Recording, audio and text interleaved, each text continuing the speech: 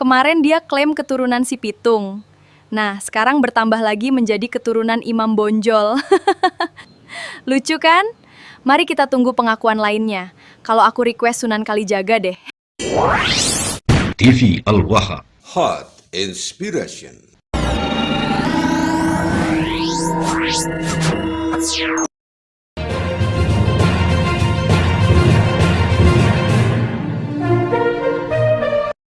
Dulu TV Al-Waha, bagi Anda yang ingin menyambung batin dengan Kiai Haji Imaduddin Usman Al-Bantani bersama Gus Abbas Bilyasi, silahkan Anda miliki buku Amalan Wirid Kerezekian dari Kiai Haji Imaduddin Usman Al-Bantani dan Gus Abbas Bilyasi. Insya Allah dengan memiliki buku Amalan Wirid Kerezekian dari Kiai Haji Imaduddin Usman Al-Bantani dan Wirid Penjagaan dari Gus Abbas Bilyasi, Anda akan tersambung secara batin.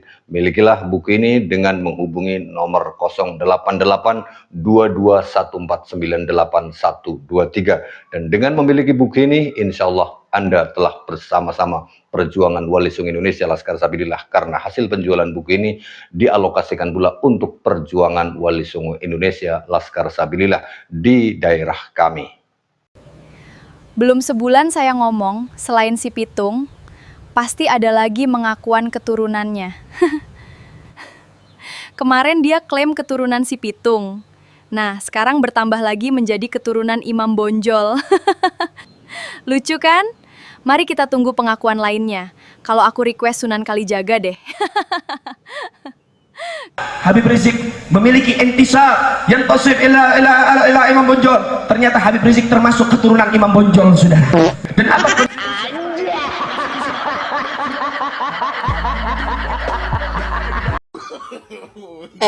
Kadrun, lo kenal dia nggak? Lo kenal siapa ini yang lo panggil itu? Kenal nggak? Ini tahun 90 lalu ini. Nah, ini masih tetangga gue dulunya. Dia masih teriak-teriak jualan minyak nyong-nyong itu. Ya. Nah, ini loh aslinya. Sebelum diangkat jadi anggota PAM Swakarsanya Soeharto. Ya. Nah, ini.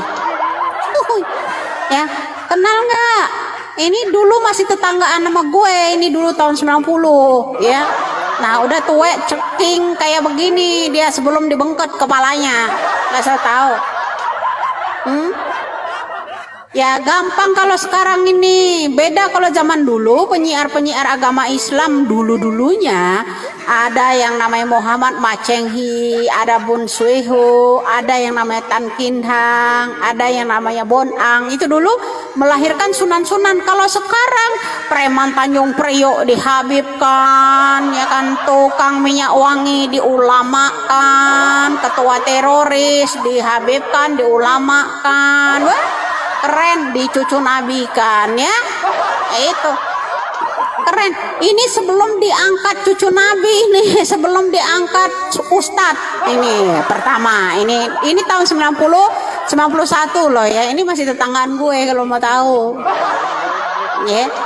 Oh iya. Mirip siapa ya? Mirip penyanyi siapa ya? Kayak mirip-mirip penyanyi resah dan gelisah. Siapa sih namanya itu? Obi Mesah. Nah, mirip Obi Mesah, ya kan? Betul nggak? Cuman dia keriting. Obi Mesah nggak begitu kalau kayaknya sih. Nah ini. Nah ini masih imut. Sebelum dia teriak-teriak ini dulu, bro. Masih imut, mulutnya masih tipis, masih bibirnya tuh masih tipis, setipis koreng, kulit koreng. Tuh ya, lo tahu ini masih imut, bibirnya masih tipis seperti kulit martabak. Lo ya, lo harus tahu ini masih tetanggaan sama gue ya. Ini dulu karena di Petamburan itu dulu gang sempit rumahnya ini dulu. Nah di ujung sono ada masjid ya. Nah ini kenapa gue itu kenal banget. Ini sebelum diangkat jadi PAM Swakarsa. Nah setelah dia jadi PAM Swakarsa, yang ulama-ulama lah bareng-bareng sama Tengku Zul. Satu perguruan. Ya. Nah Tengku Zul udah koin nih sekarang, tinggal dia yang belum ya. Dikatur harus tahu, harus kenal. Ini junjungan lo. Sekarang kalau dia mau diaku cucu Nabi yang ke-38, kita kalkulasi. Umur Rasulullah sekarang udah 16 abad. Ya, artinya 1600 tahun bagi 38. Masa dia umurnya masih 430 tahun? Setara penjajahan Belanda, bro. Itu. Ya Allah, kurang lebih umurnya sekarang ini berkisaran antara 65 tahun. Ya, belum tuek-tuek banget. Masa cucu Nabi yang ke-38? Sekarang kita yang namanya Rasulullah itu 1600 tahun, artinya 16 abad dibagi 38. Kalau dibagi 38 lagi lebih kecil lagi. 38 kali 1000 dibaginya baru dikurang. Lebih kecil lagi umurnya. Ya baru 49.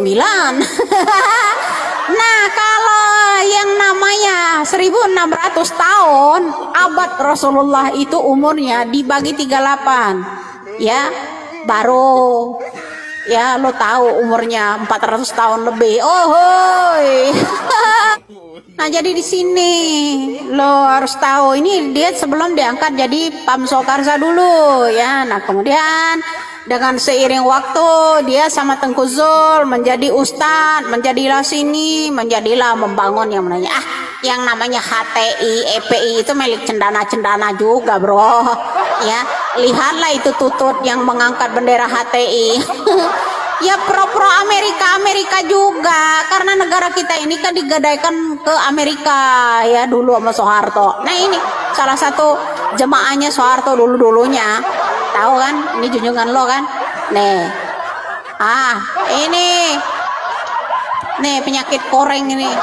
Rusak dan bobroknya suatu negeri ini dikarenakan banyaknya pembodohan-pembodohan yang dipercaya dan diyakini dari kebanyakan orang, dan pembiaran dari orang-orang yang ngaku berilmu, pembiaran dari orang-orang yang mengaku sebagai ulama, kiai, ustadz-ustadz, gus-gus gabus. Mereka tidak berani angkat bicara. Mereka memilih diam. Karena apa? Karena takut ditinggal jamaahnya. Dan kebanyakan yang sudah berkolaborasi itu takut fulusnya nggak ngalir lagi. Jadi mereka itu milih mingkem, 1000 bahasa, mingkem sampai mulutnya tersumpal tanah kelak nanti kalau dikubur, ya. Yang mengakibatkan akhirnya orang-orang bodoh yang berani angkat suara, angkat bicara, dan banyak bicara di publik-publik. Jadi jangan salahkan orang-orang bodoh pada bicara, angkat suara di publik-publik. Karena orang-orang yang berilmu, yang ngaku-ngaku sebagai ulama-ulama dan berilmu, itu pada mingkem, pada api cirit.